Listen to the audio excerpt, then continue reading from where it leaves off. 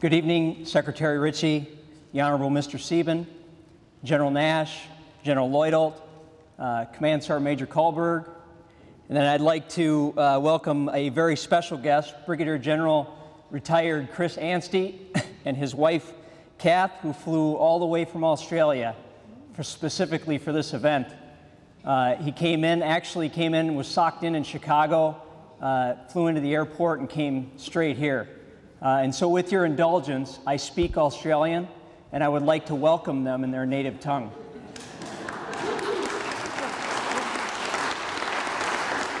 Mates, what on earth were you thinking? Haven't you heard of the telly?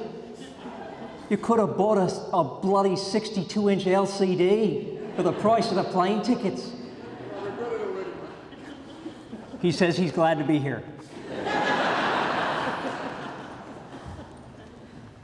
On the list of attendees, I see comrades that date all the way back to the beginning of my service in the Army, all the way up to folks that I have here on my current medical team. So all of you, family and friends, thank you all for coming tonight and sharing in this celebration of the Army's birthday. Now, before I begin, I'd like to introduce another person I brought with me tonight. If I don't introduce him, he's just going to bounce up and down behind me until I do. And based on the guest list, I know over half of you are here because of him and our relationship together. His name is Buford, and he's uninvited, and he goes wherever I go. Buford is stage 4 cancer. He's inoperable, and I found out just 2 weeks ago that the chemo that's been keeping him pinned down is no longer working. Buford carries a whole tackle box of goodies that keeps life interesting for me, my wife, and my boys. The massive surgery to remove Buford did not work. Left me with about 17 tumors in my liver and internal anatomy that no longer resembles the human design. The remaining half of my liver requires a catheter to work. I've got a small bullet hole in my stomach that I can stick my finger into. I've got permanent drainage tubes hanging out of my side, and I just recently had a feeding tube removed after about 4 months with no food. No, that is not fun. Buford produces a smell that can only be described as unholy and is perhaps a biohazard. So be forewarned if you want to come say hi to me. The infections that I get once or twice per month are oftentimes deadlier than the cancer because the best defense that I have is my immune system, and it's weakened by the chemo that I have to take. In the interest of time, I'm just going to stop there with the introduction of Buford and have him take a seat in the back row where he belongs, with your permission.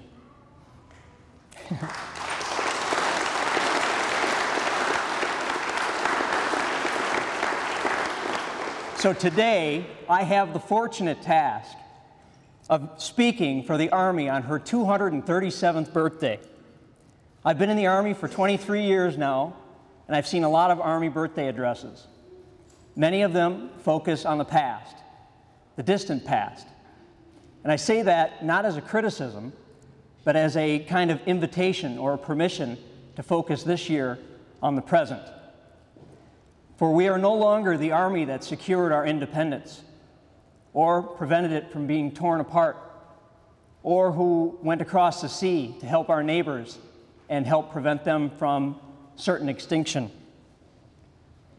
Today, we are an Army that has served our nation way beyond those humbler goals of our yesteryear. Today is not an address about the virtue of those choices, but about recognizing that our soldiers serve and sacrifice for those choices, whether they agree with them or not, period. Now, a wise man once wrote about birthdays that every 10 years or so, a person should give himself a good kick in the pants. And this is another way of saying be humble about what you've done with your life. In this case, the Army's life. And given the fact that we've been an Army that's been at war for about 10 years, his choice of words are pretty good, I think. Now, I don't think any set of remarks should begin without some humor. Certainly not for me. And I've got one for you on the issue of humility that I think senior leaders of any stripe, military or civilian, must keep in mind, must keep a firm grip upon as they go about the task of taking care of our soldiers. A pompous new general had just moved into his office. He was doing some routine paperwork on his desk when suddenly he heard a knock at the door, and it was a private. And feeling that it was important to set the proper tone for his rank and for his position, he invited the private to enter and then quickly picked up the phone and spoke out loud, "Yes, Senator, I'll be seeing him this afternoon, and I'll be sure to pass along your message. In the meantime, thank you for your well wishes, sir." He hung up the phone and proudly looked up at the private, and he said, "Well, what can I do for you, soldier?" And the soldier looked out at him and he said, "Well, actually nothing, sir. I'm just here to hook up your telephone." So humility, yes, a good thing. And what good is a birthday without gifts, right? It's a birthday. We got to have gifts. So I'm going to talk about some birthday gift ideas for you. So a focus on today's soldiers, a good kick in the pants, and then some birthday gifts that you may want to consider. So to start with, today's soldiers. When the politicians finish talking, when the debate has ceased, when negotiations have failed, and orders are given, it is today's volunteer soldier that carries out and executes our national policy for the last several hundred meters to the objective. We all live in an ever-shrinking world where the means of destruction from a determined enemy mean more and demand more. That shrinking world has placed a demand on our soldiers to adapt to missions that call upon them to be scholars and teachers, bankers and farmers, social workers and diplomats, and then warriors, oftentimes in the same day or even at the same time, regardless of their occupational background or training. Some of our soldiers negotiate disagreements amongst social complexities that are stickier than the Hatfields and McCoys with cell phones and modern weapons. Nothing is typical, and little is predictable in these environments. Some call it the three-block war. On the first block, our soldiers are engaged in vicious combat.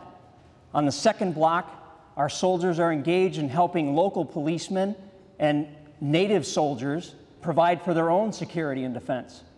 And on the third block, soldiers are engaged in helping the local citizenry build water wells or develop sustainable farming practices or set up schools. And they do this all simultaneously. In the Army, we call such conditions the fog of war. And today's conflicts bring that fog of war to an entire new level. Never before in our nation's history, never before in our nation's history has so much been asked of so few Americans. Behind all of this, I have personally seen and experienced soldiers who struggle to find the words to discuss with their spouses and their children back home for how and why their service and sacrifice is a good thing for them and for their families.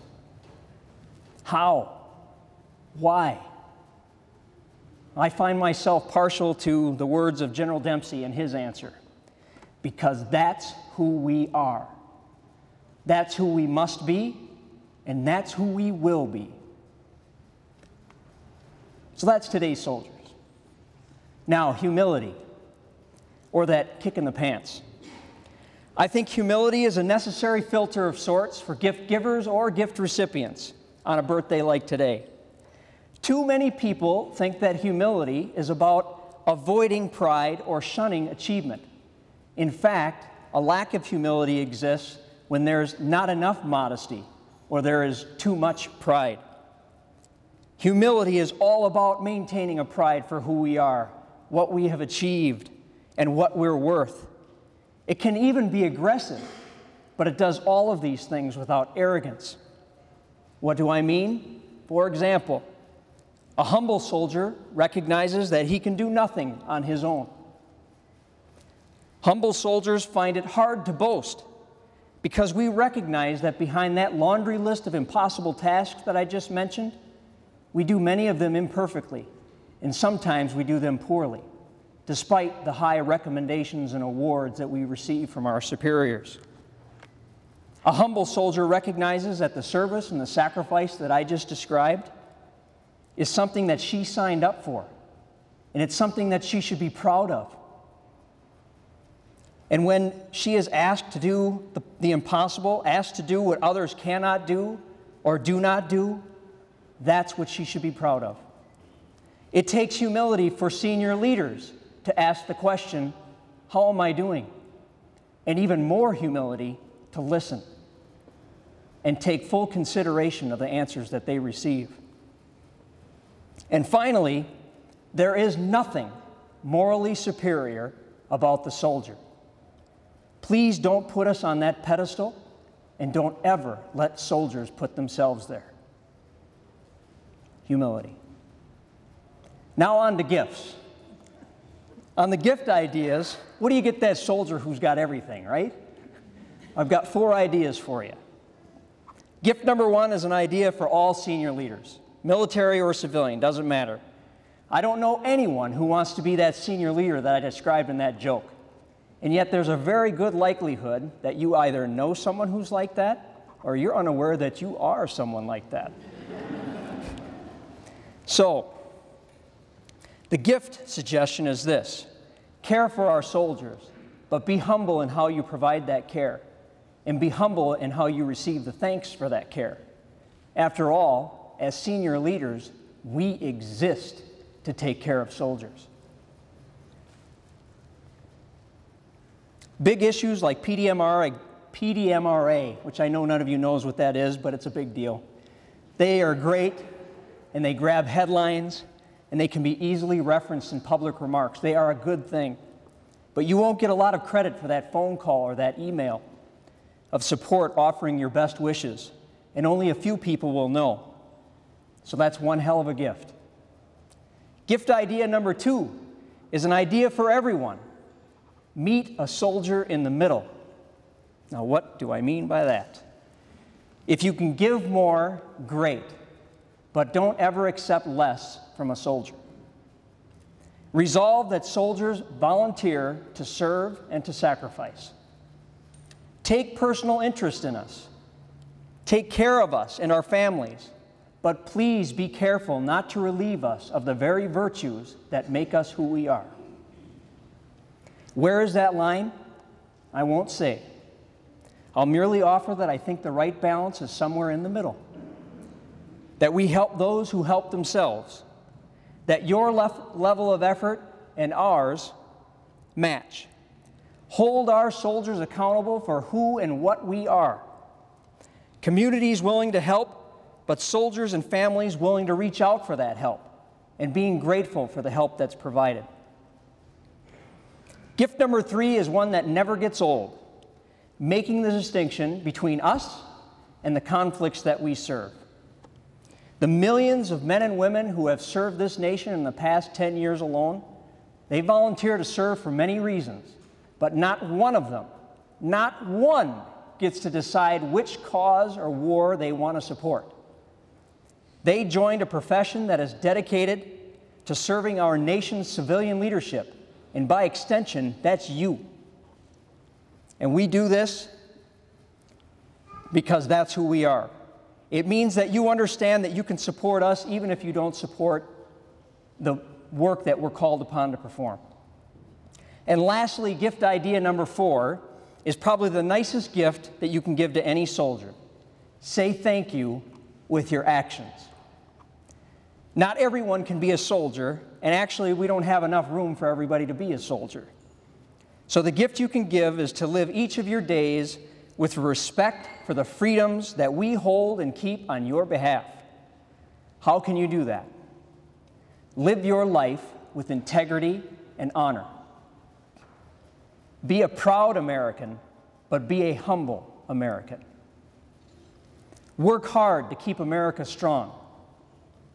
When you've got a chance to take a penny or leave a penny, leave a penny. When you disagree, as we all inevitably will, with politics and religion in particular, please don't spite or make an enemy out of your neighbor just to bolster your position. And finally, and this relates to the one I just said, don't be a bully, because we get sent abroad to take care of bullies. So that's the gift idea. So there you have it. Today's soldiers, a little kick in the pants, some gift ideas for that birthday soldier in your life. I know there's some strong opinion mixed into my remarks, and there's just no way that I can dedicate the amount of time that needs to be given to give a full accounting for each one of those things that I talked about. I just can't do it. So it shouldn't go without saying that I offer my ideas, my thoughts, with great humility. I am just one man's opinion. Now, in closing, I'd like to offer a bit of perspective. One of the biggest things my buddy Buford has taught me about how we tick, I've heard repeatedly over the past year how being a soldier is why and how I've been so willing and able to deal with Buford, my Buford, so effectively.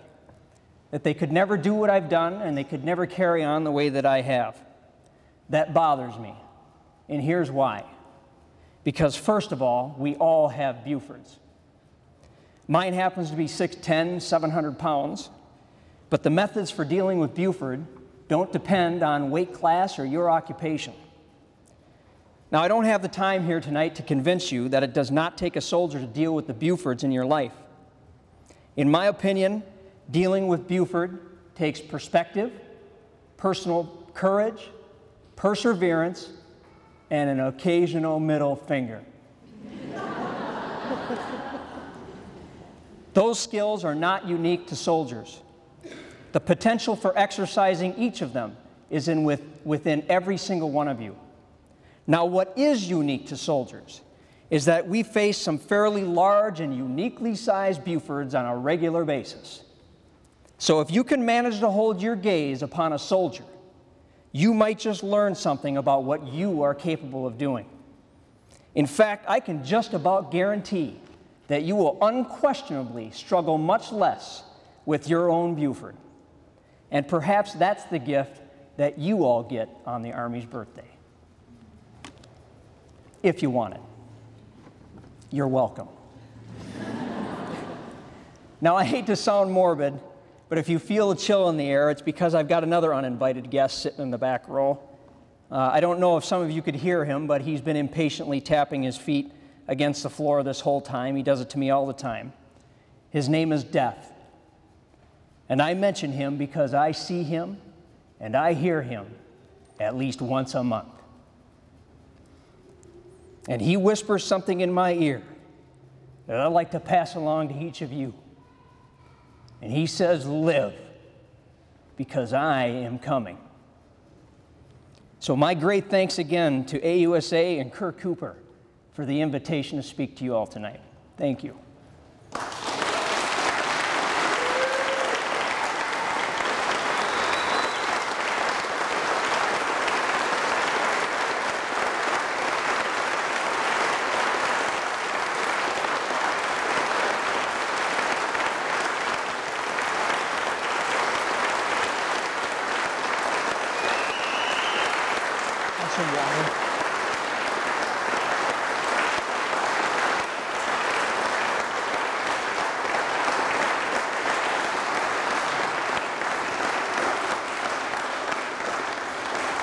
Thank you. Now sit down.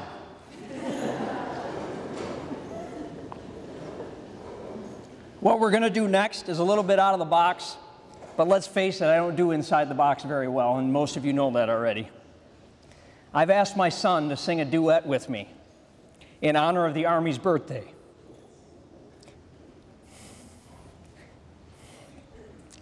And several stellar soldiers, several stellar young men and one amazingly gifted young woman from Rosemont are going to help carry us. And by God, I need it. Now, before I explain further, I want you to listen up, and I want you to listen good. I need you to keep it together, at least until the end of the song. You hear me? I mean it. Tell me who if you understand. I cannot hear you. That's better. Now I mean it. Bury your head in your hands, bite your tongue, stick a pen in your leg. I don't care. But keep it together. I need your strength for just a few minutes. Now this song is about a dying Civil War soldier who is telling a comrade to bring a message to his father. I hate to state the obvious here, but I am dying. I'm wearing the same uniform as that Union soldier. My father's sitting right here, and my son's going to sing this song with me, with his father. I swear the fact that it's Father's Day this weekend is merely coincidental. So I'll say it again, keep it together. Or I swear to God, I will have every single one of you in the front lean and rest doing push-ups and jumping jacks before we leave here. Do you understand me? I cannot hear you. I still cannot hear you. Now we got it straight. All right. All right. So this is not just for the folks who are here. It is for the fathers who cannot be here on this birthday or any other birthday.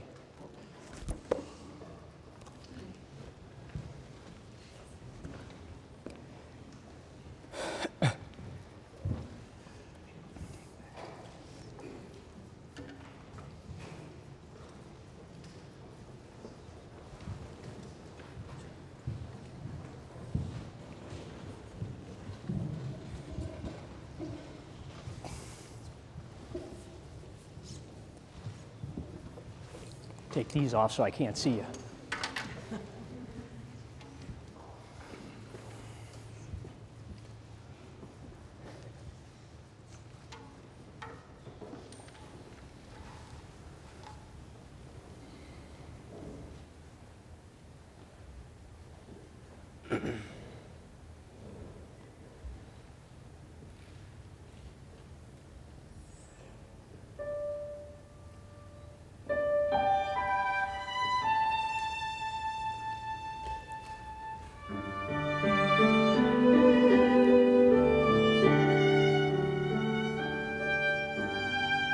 Tell my father that his son didn't run or surrender,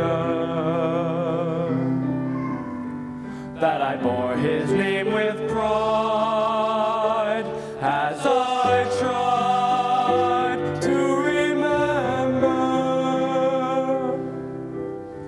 You are judged by what you do while passing through.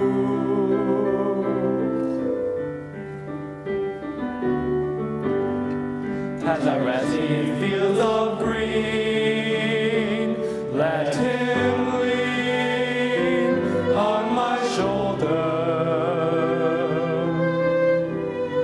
Tell him how I spent my youth, so the truth could grow older. Tell my father when you can, I was a man.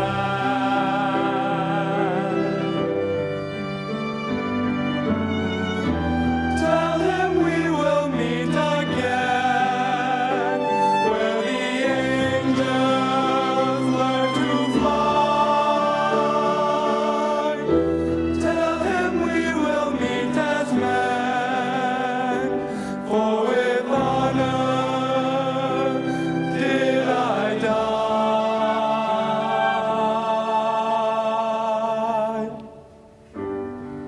Tell him how I wore the blue, proud and true through the fire. Tell my father so he'll know I love him so.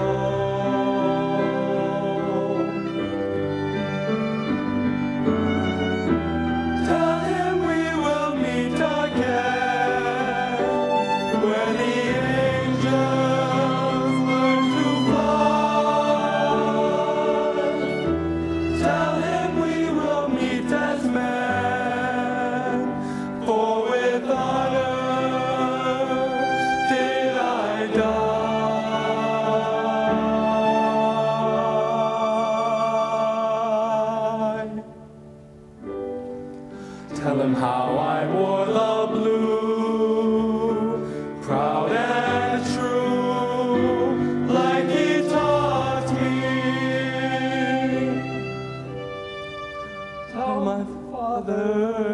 to cry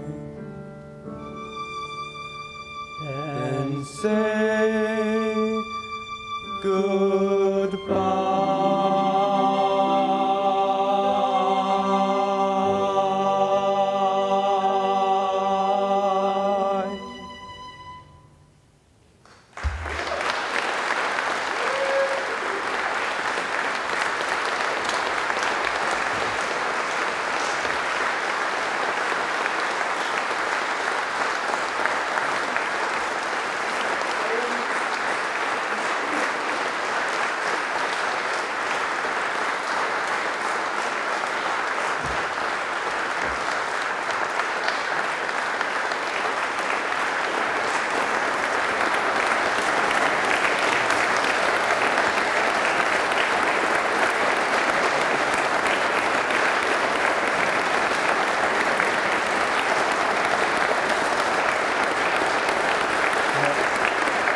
Thanks, buddy. Good job.